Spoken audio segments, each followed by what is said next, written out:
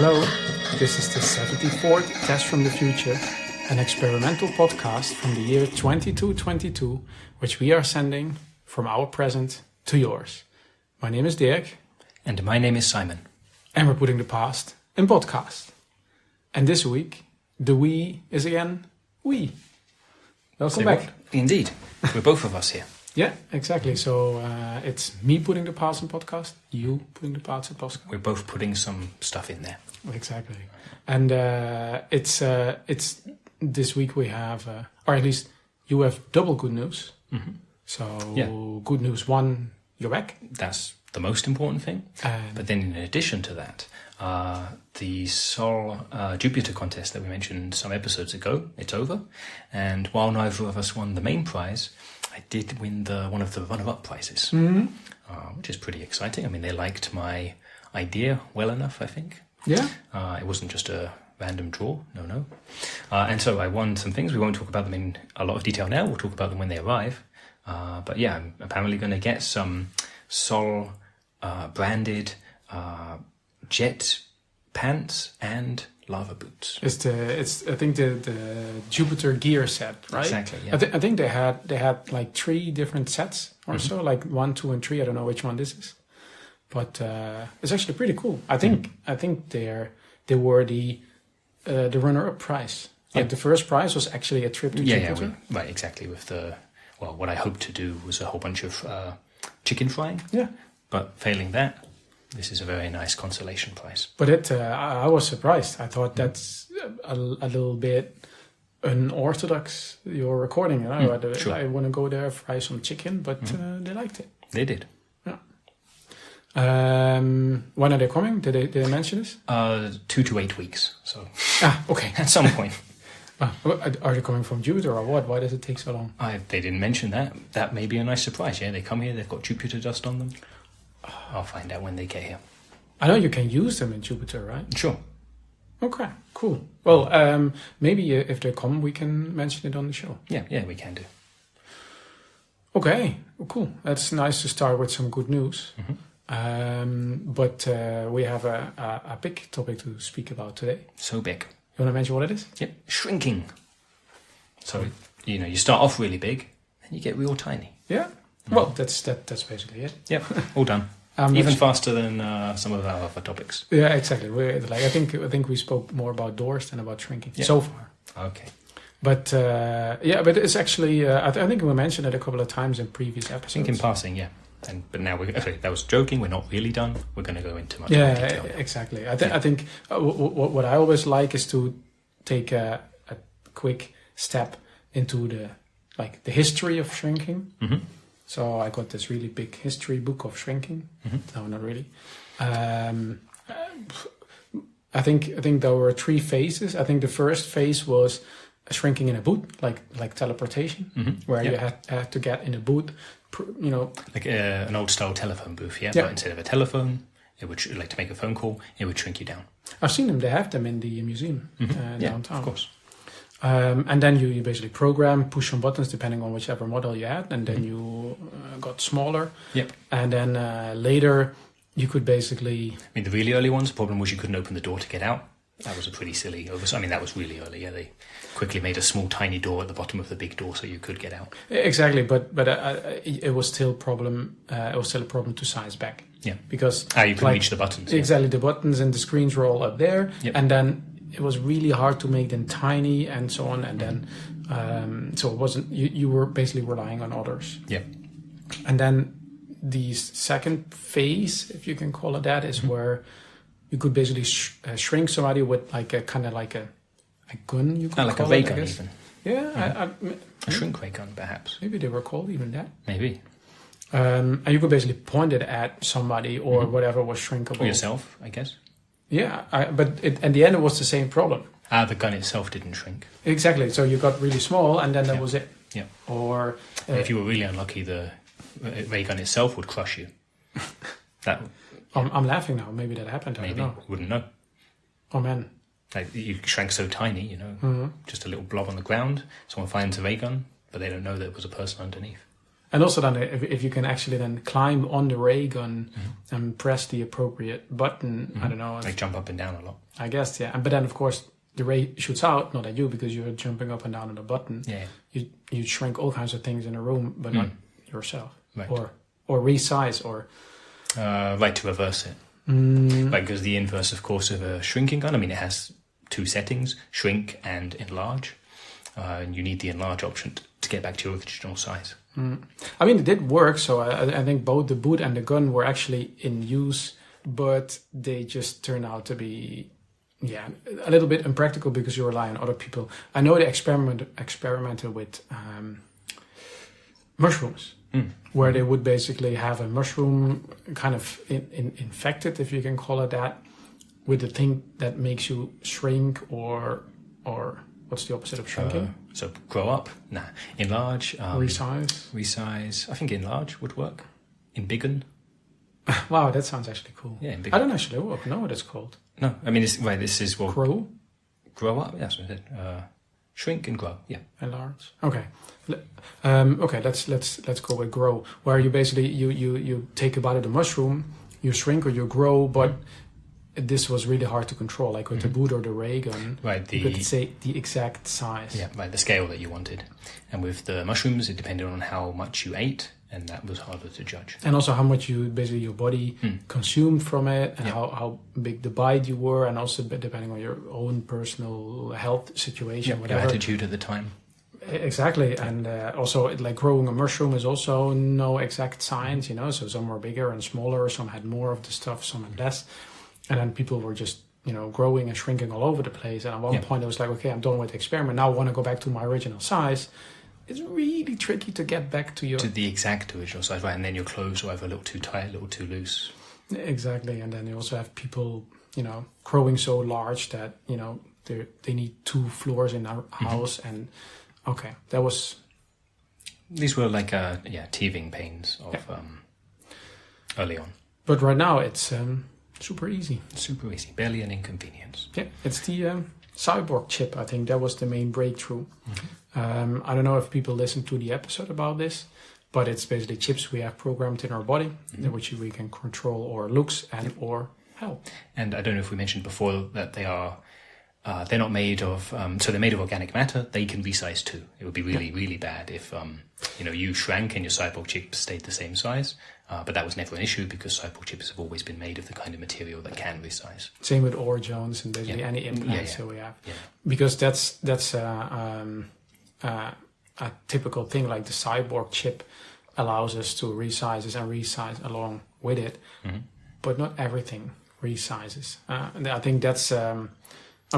most clothes don't. So, you shrink down and then you're crawling around inside your pile of clothes on the floor, or you somehow have some small clothes that you're wearing and then you embiggen and then, you've torn through all your clothes.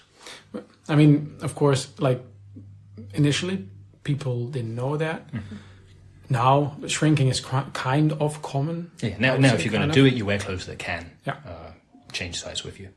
But it's basically depending on the amount of, I think, organic matter that's in the material. So it's really hard to...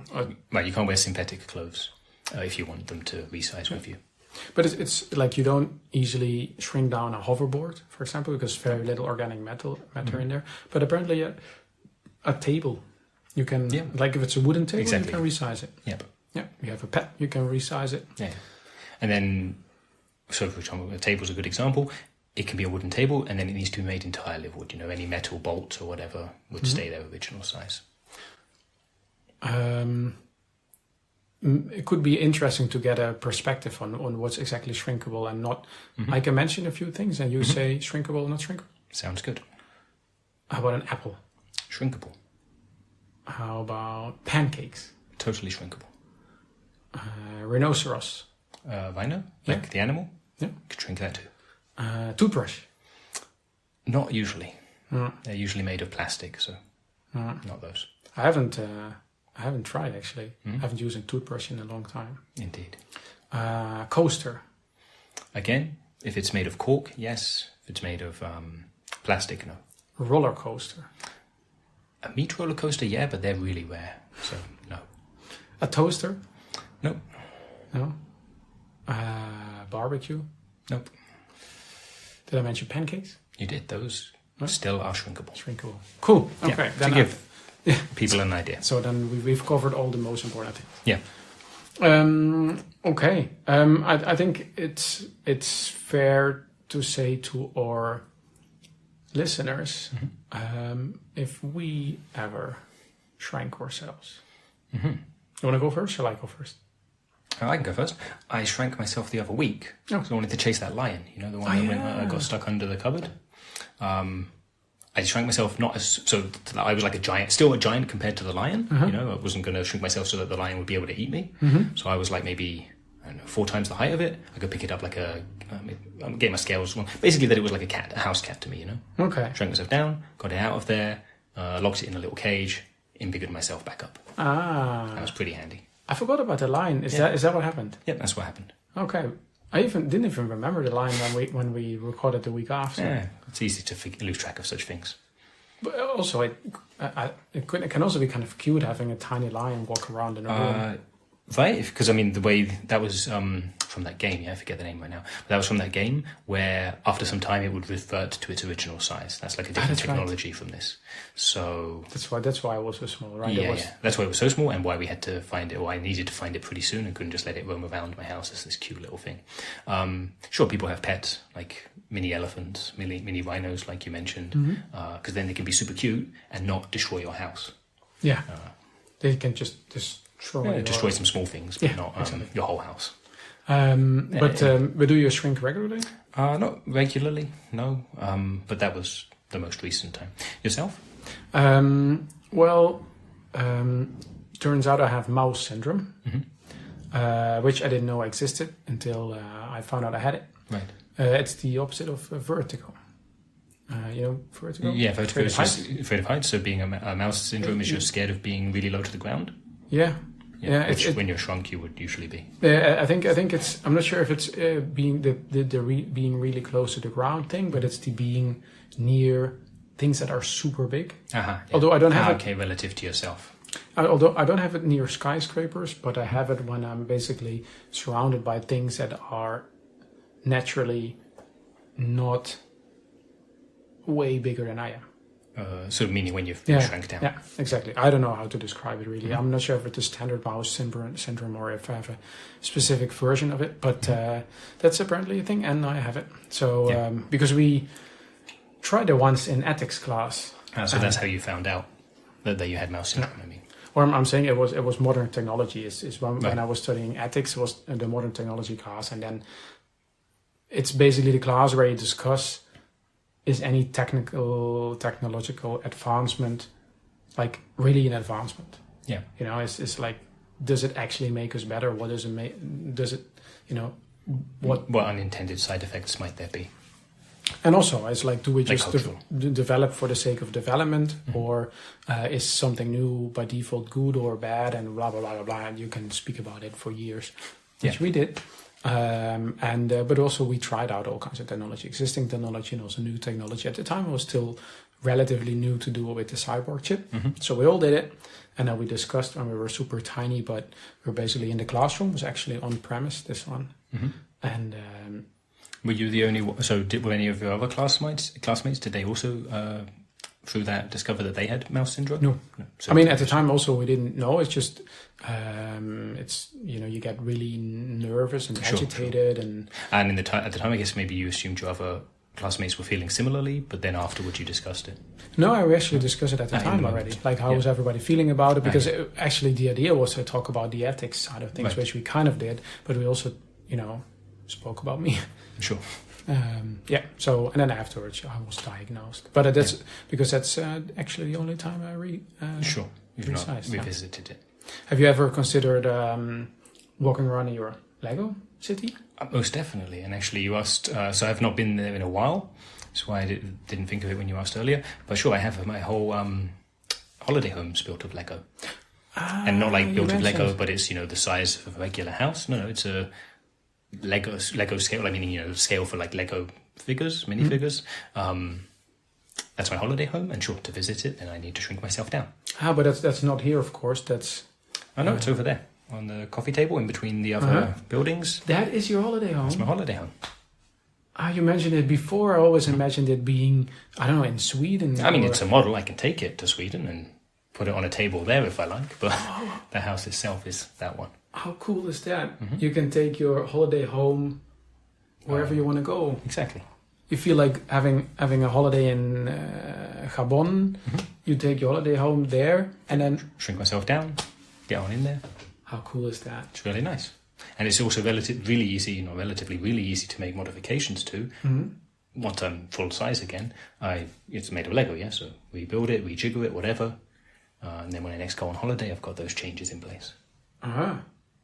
You see, but then it's not actually way bigger than it's supposed to be. Maybe I don't have mouse syndrome in there. I see what you mean, right? Because your mouse syndrome is like, as an example, in your house, maybe there's a sofa, and then you use normal size for you as your initial size. You shrink down, and then it's towering above you, and that's what's scary about it.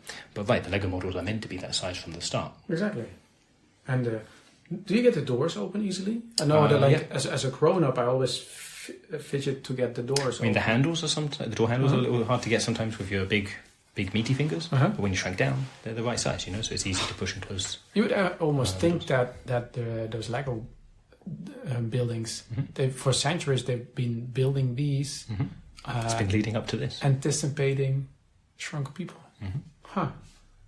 Wow, okay, interesting. Maybe I'll give it a try one of these days. I mean, that's one of the reasons I enjoy Lego so much as well. I mean, okay, my holiday home is my main dwelling when I shrink down. But hey, you see all these models here, especially when I get a new one and I've built it. First thing I do is shrink myself down, go exploring. Have you been to shrink cities? I have as well. Those are ones where they're not built of Lego, where they're actually, when you're shrunk down, they feel and look as if you were in a full-sized city or building or whatever. I've always wondered, because you can shrink down organic stuff. Do they basically build them, resize with organic matter and size them down? It seems expensive. Yeah, well, there's both. So the way... No. So you're not shrinking down full-size houses. That wouldn't make sense. But there's two ways of having so for example, a house. There's two ways of having a house in a shrink city. One is that you shrink down. The people who shrink down, like builders, they build it out of materials at that scale. So they shrink down already themselves. Yeah? And the other way is people who make doll houses will make a house a bit like the Lego house, where it's at that scale initially, but not using, but using their full size, as a doll's house basically, rather than as a house being built. And then what makes sense, as we were talking earlier, how about you shrink yourself down so that you're still like 4 times the height of a regular person? Then you don't need cranes and stuff to move lumber around, or metal frameworks or whatever. You can just make people the right sizes for whatever type of building. I mean, the house is relatively small, but if you want to build a mini skyscraper, it doesn't actually scrape the sky, of course, but that kind of structure, it's much easier than needing to use cranes. Do they repurpose things? Where you mentioned before people making doll houses? Do they have, I don't know, if you have a racetrack in your house that you used to play with as a kid, and then you sell it off because you're a grown up?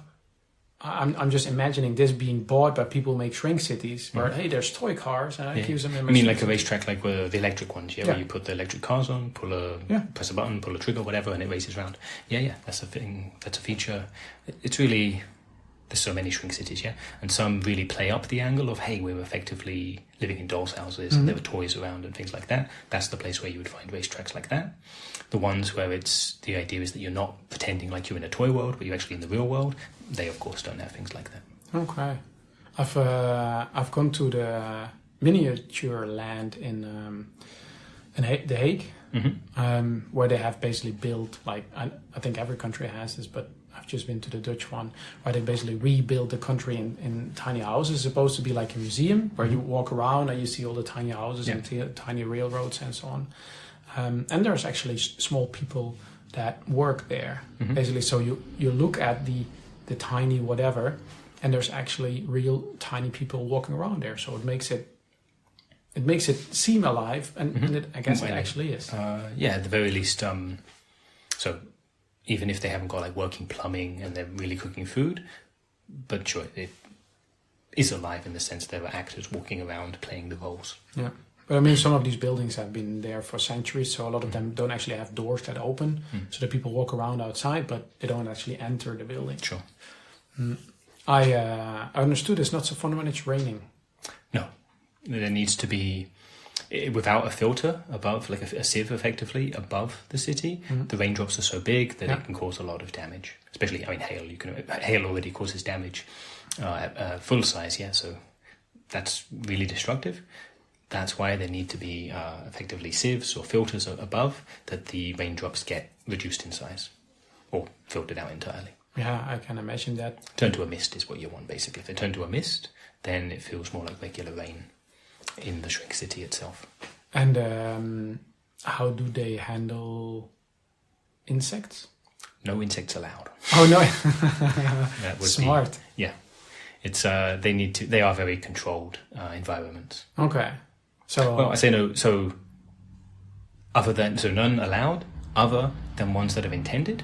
So again, this is not in the cities where they're trying to pretend it's like the full size world, but the ones where they're really leaning into the fact that everything's miniature. They can use bugs instead of cows in their fields, to pull the plows along, stuff like that. That's also a little bit of what's that thing where people pretend they're in the past, especially in museums, where they want to say, hey, this is how life was 500 years ago, for example. Instead of resizing a cow, they have the plow pulled by an ant. Yeah, that's where it's a weird hybrid, Because sure, when they actually want to do a historical thing, then they say, okay, we've got to shrink down the cow. But you got the hybrids, it's like, it's a bit of a kit bash, a mashup. Yeah. Hey, it's like how it was 500 years ago, but if there were big bugs. Exactly, but with big insects. I think you can end every great proposal with that sentence. How about we have cars that go underground with big insects? Yeah.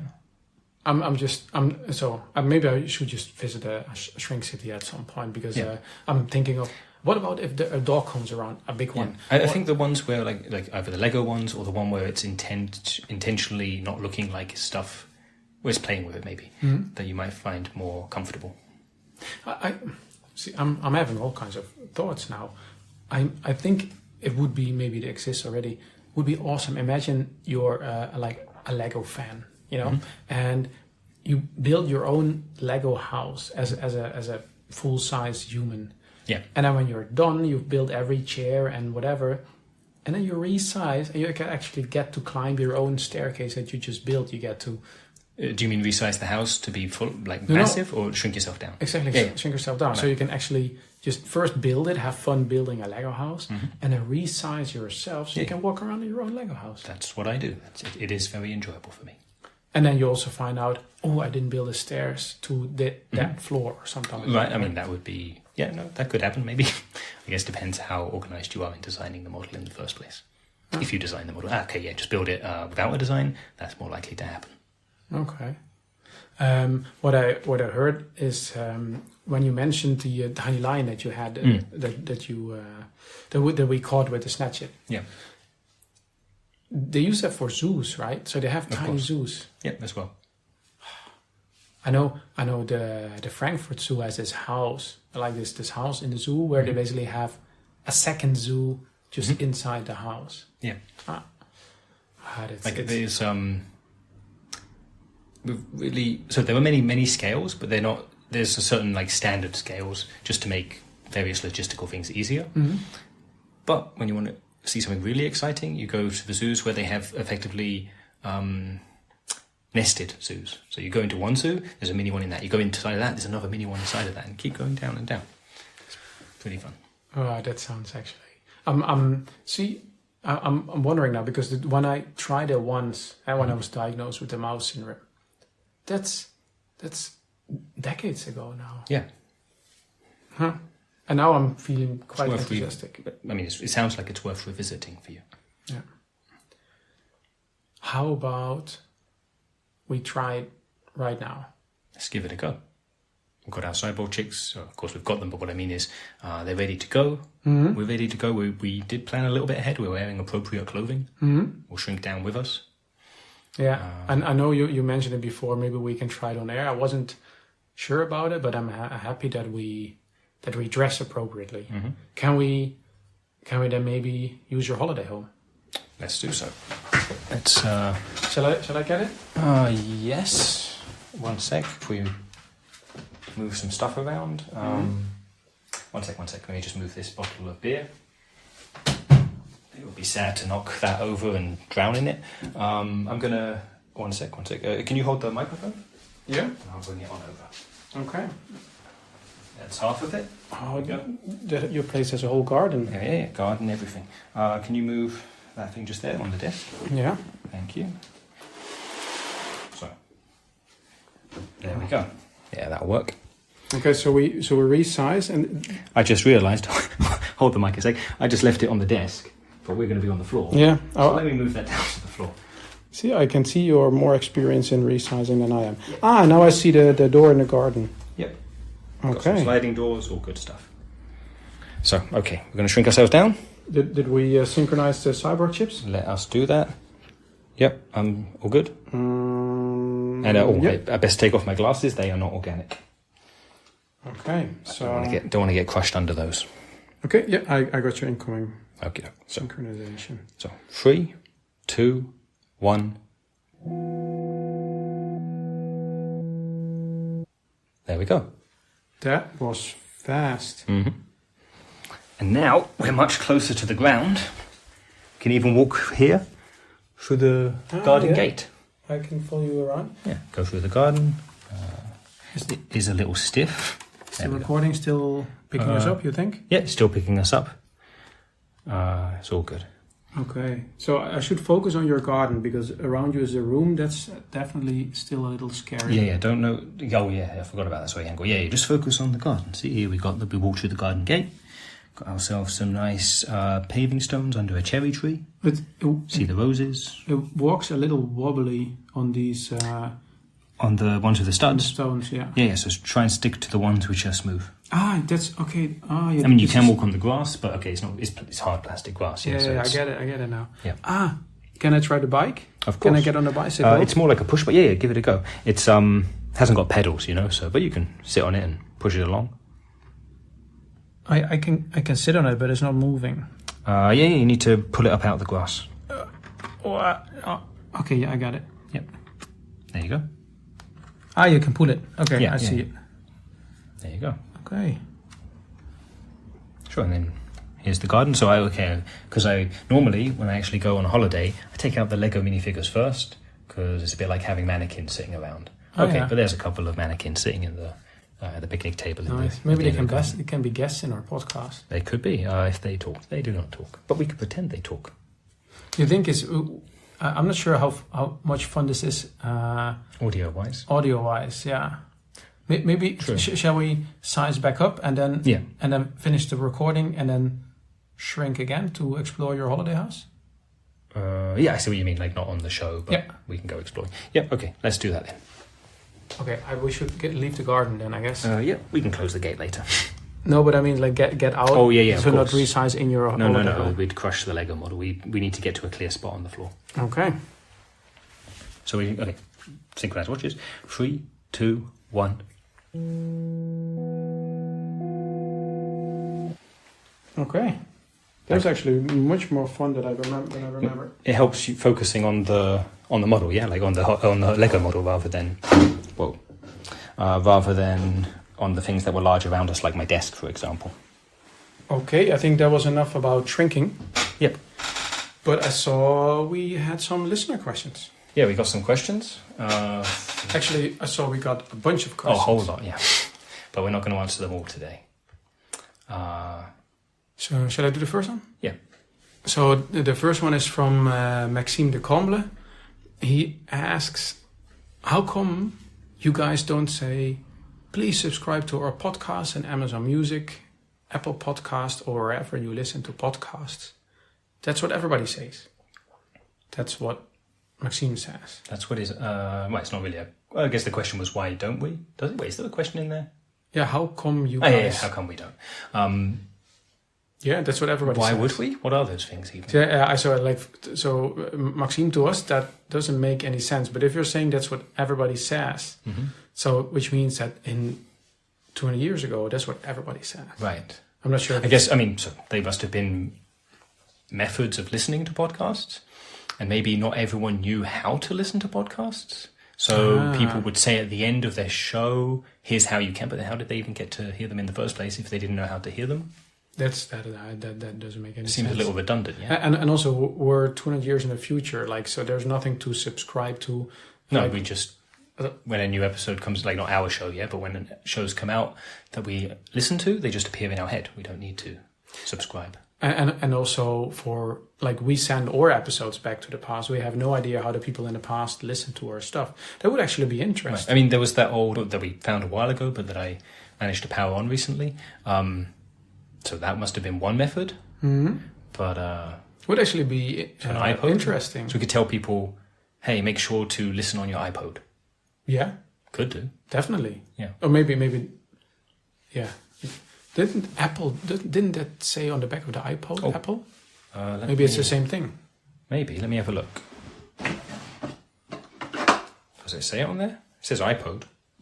No, it doesn't say Apple. Doesn't say but Apple. there's a picture of an Apple. That's why we had it in mind. Yeah, it doesn't have the word, but it has a picture of one. You reckon that's the same thing? Maybe what is on the iPod are Apple podcasts.